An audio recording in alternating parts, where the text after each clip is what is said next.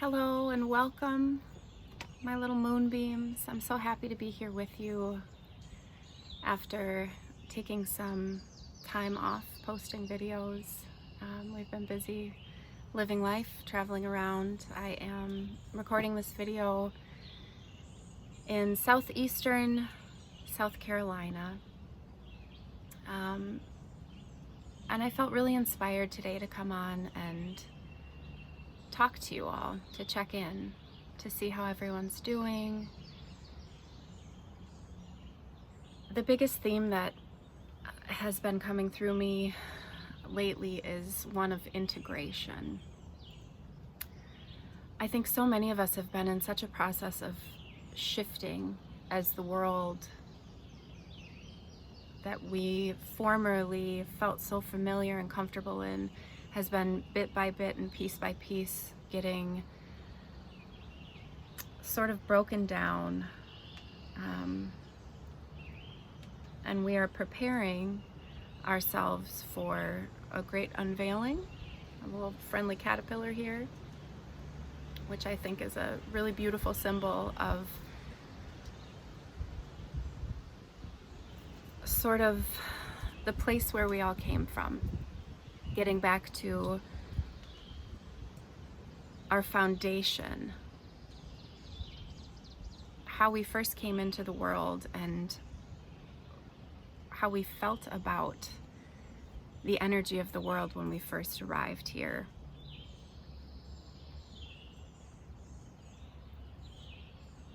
I think it's really important not to rush the process of growth and renewal. We are ever-evolving beings, and there's a lot of energy shifting around right now in the world. It's being played out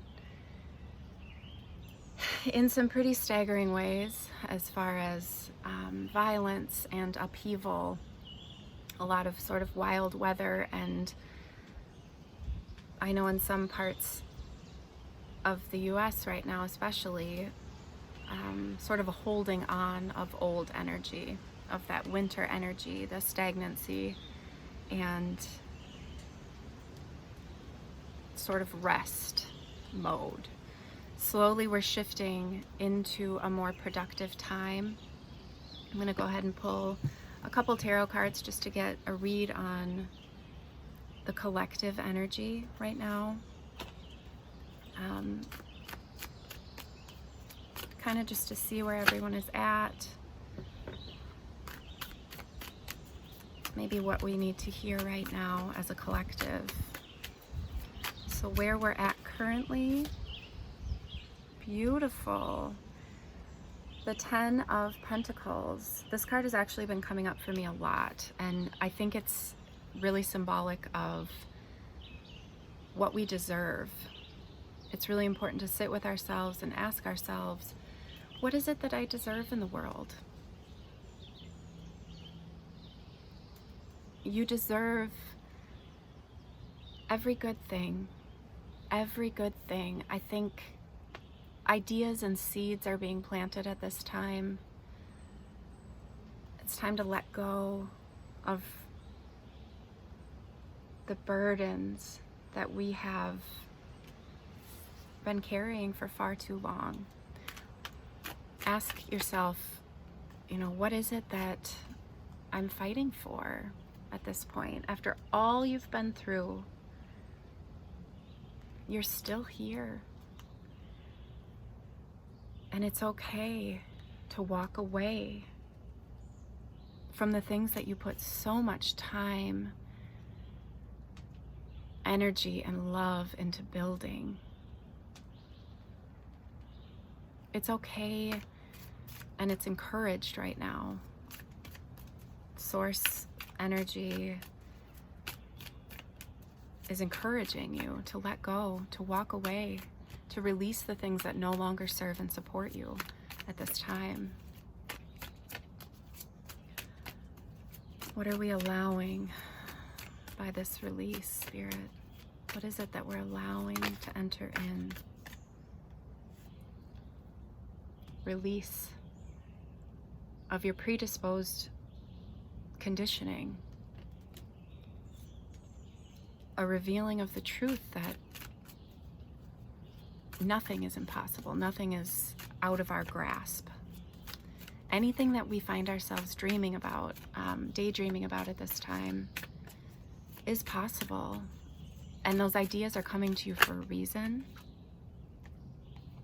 It's time to own your unique spark, is what I'm hearing. Don't be afraid of being different. It's your differences that make you stand out. I'm seeing community, new people, new places, new circumstances coming in for you at this time. Be open to that. Be open to growth and change, and understanding that you possess everything in your power to make these changes happen. We lost one. Victory, my friends. So that one flew out. Spirit really wants you to know that at this time, victory is possible with the release of the old underneath the deck. So I'm going to do a little bit of book divination for you today. We're going to start with the Book of Awakening by Nepo. I'm just going to randomly pick a page for what the collective needs to hear right now. The eye is the lamp.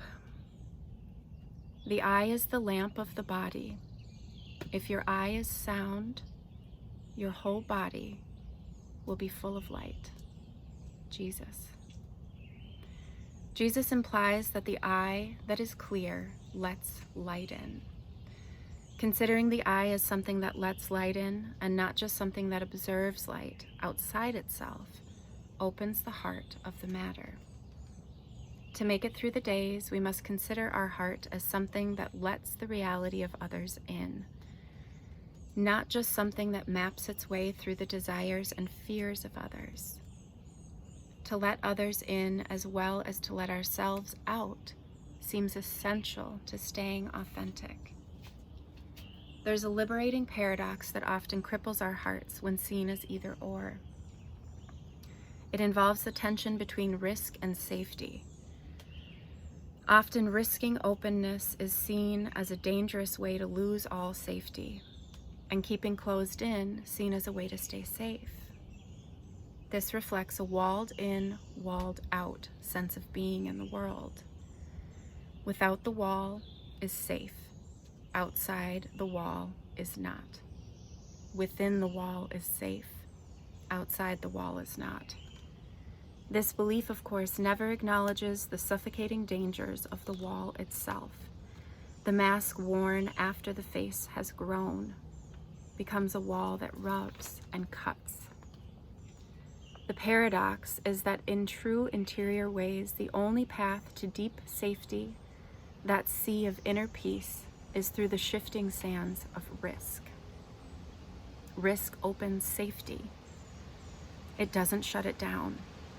Only through the risk to open can we inhabit and receive the strength and fullness of what is whole. This raises the very profound question of how to define self-protection. Is it hiding who you are, or is it being who you are?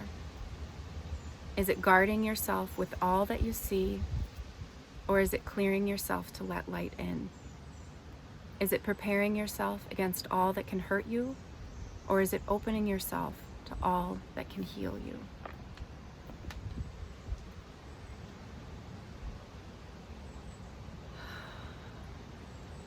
There's great trepidation to take that leap of faith.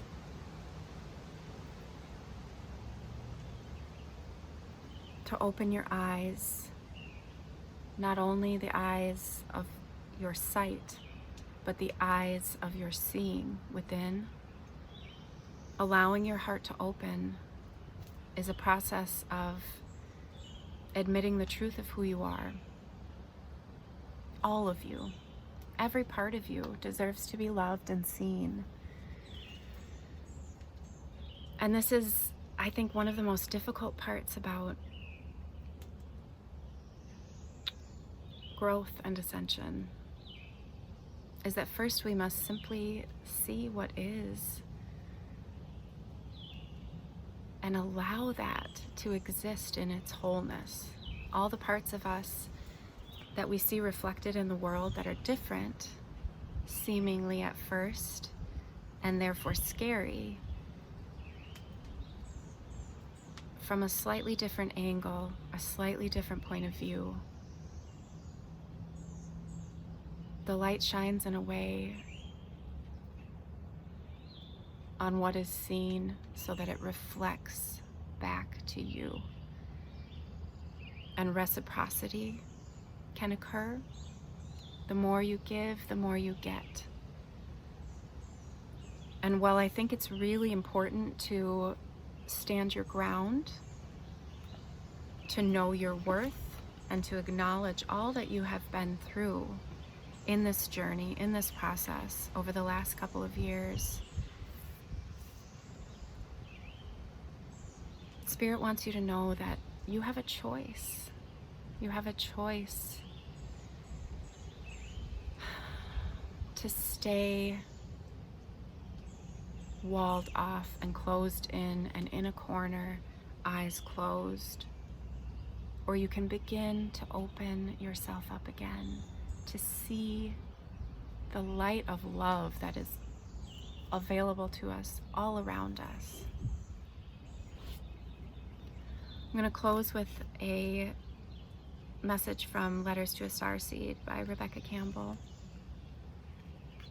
What your soul family wants you to know right now, what you need to hear.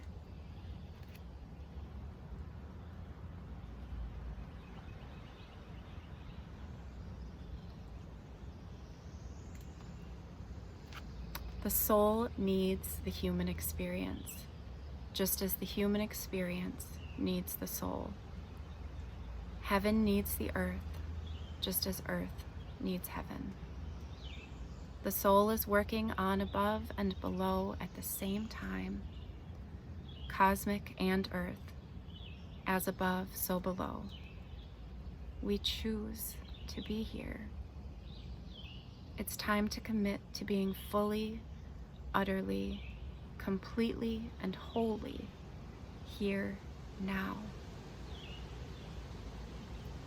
Starseed activation. I will not look away from what I don't want to see. I choose to commit fully to being here now. And the soul inquiry associated is, how can you commit more fully to being here now? How can you embrace your humanity and the human experience more now?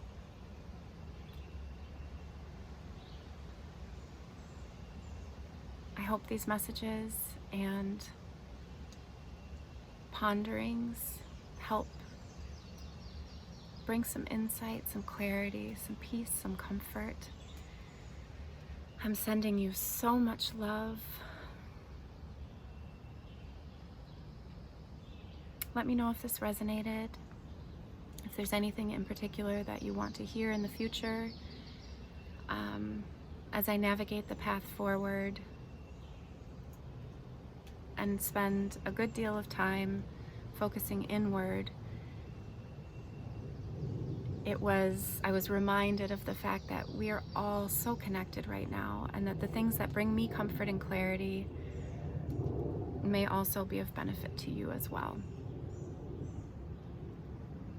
Thank you for being there and taking the time to do this work on yourself. Together we are shifting the energy in a more positive direction, and